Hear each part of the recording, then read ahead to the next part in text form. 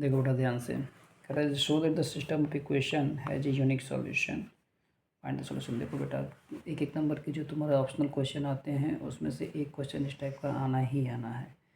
तो उसमें 3 कंडीशंस होती हैं, मैं बता दे रहा हूँ। देखो, इसको एकदम रट डालना है तो एक नंबर आपका फिक्स हो जाएगा। पहला होता है A1/E2 equal to B1/B2 equal to C1/C2। ये तब होता है जब इनफाइनाइटली मेनी सॉल्यूशन होते हैं, इनफाइनाइटली मेनी सॉल्यूशंस। अब ये देखिए, इनफाइनाइटली मेनी सॉल्यूशन तब होता है जब एक लाइन दूसरे लाइन पे कोइंसिडेंट करती है या ओवरलैप करती है। कोइंसिडेंट मतलब इनफाइनाइट नम पॉइंट हो जाएंगे, तो इसको कोइंसिडेंट लाइंस कहते हैं, कोइंसिडेंट लाइंस। ठीक। दूसरा कंडीशन होता है A1/A2 equal to B1/B2 but not equal to C1/C2। इसका कहते हैं हम लोग नो सॉल्यूशन, नो सॉल्यूशन। अब देखिए, नो सॉल्यूशन के लिए दोनों लाइन कैसी होती हैं? पैरेलल होती हैं। दोनों लाइन कैसी होती हैं? पैरेलल। यानी जब तक दोनों लाइन दूसरे काटेंगे तो सॉल्यूशन कहाँ से निकलेगा। ठीक। तीसरा हमारा होता है A1/A2 is not equal to B1/B2। इसको हम लोग इंटरसेक्टिंग लाइंस कहते हैं, इंटरसेक्टिंग लाइंस, या इसका यूनिक सॉल्यूशन होता है। क्या होता है बच्चों? यूनिक सॉल्यूशन होता है। ठीक है। तो ये कंडीशन से अगर आप याद कर लिए, इसका मतलब एक नंबर आपका श्योर हो गया। जैसे तुम्हारा क्वेश्चन है, देखो क्या कह रहा है, show that the system of equation है जी यूनिक सॉल्यूशन। अब यूनिक सॉल्यूशन देखो, इक्वेशन हमारा क्या है? एग्जाम्पल 1 क्या लिखा है? 2x plus 5y equal to 17।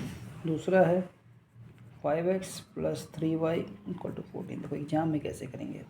Compare the first equation A1x plus B1y equal to C1 से, दूसरा A2x plus B2y equal to C2 से, A12 A2 5 B1 5 B2 3 C1 17 C2 14। अब देखो यहाँ पे लिखो A1/A2 2/5 आ गया, लिखो B1/B2 5/3।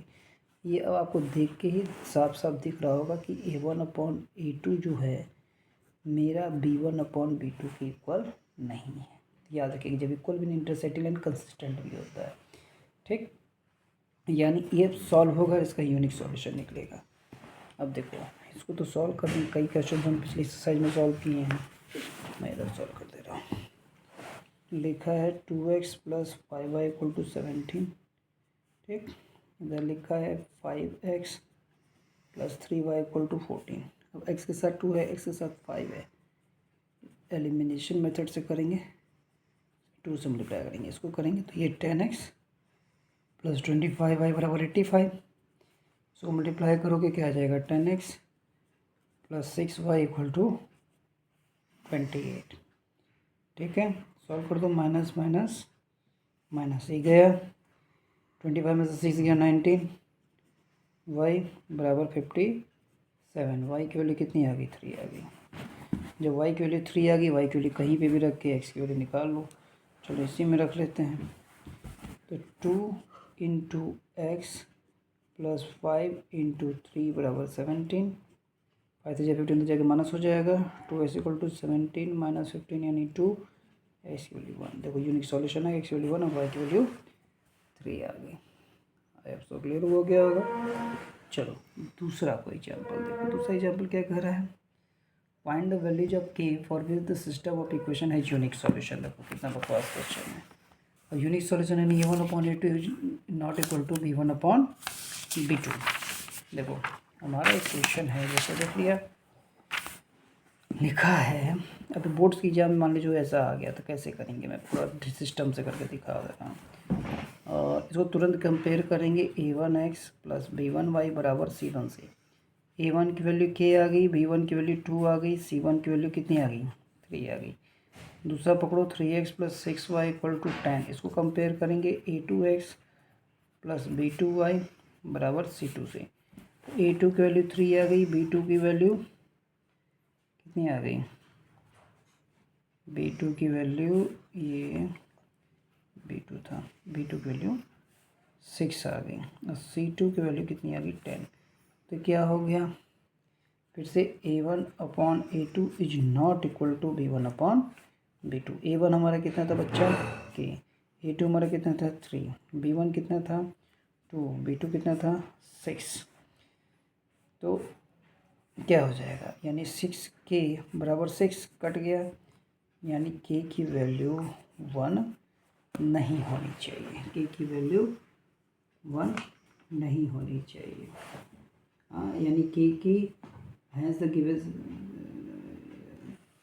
मतलब K की वैल्यू 1 के अलावा सारी रियल सॉल्यूशन के लिए यूनिक हो जाएगा। इसको एग्जाम में लिखेंगे कैसे, the given system of equation, the given system of equation will have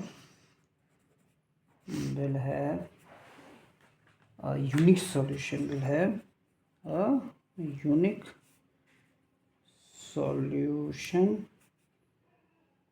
for all real numbers except 1। अब तो क्लियर हो गया होगा। Thank you.